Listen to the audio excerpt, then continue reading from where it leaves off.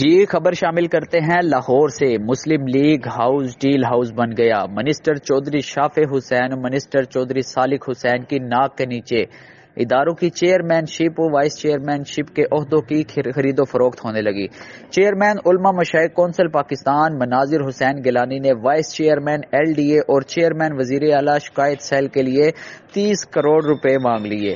مناظر حسین گیلانی کے ساتھ حاجی رشید اور وقاص نامی شخص نے ڈیل کروائی۔ مناظر حسین گیلانی نے 5 کروڑ ایڈوانس اور بقایا رقم 25 کروڑ کام ہونے کے بعد کا کہا۔ جے نیوز ایچ ڈی نے موقع کے ثبوت حاصل کر لیے۔ مناظر حسین گیلانی سے رابطہ کرنے پر مناظر حسین گیلانی کا صاف انکار۔ J news H D complaint cell incharge Hafiz Umar اکبر کی جس پارٹی کے ساتھ مناظر حسین گیلانی کی ڈیل ہوئی اس پارٹی کے ساتھ رابطہ اور بیانات حاصل کر لیے۔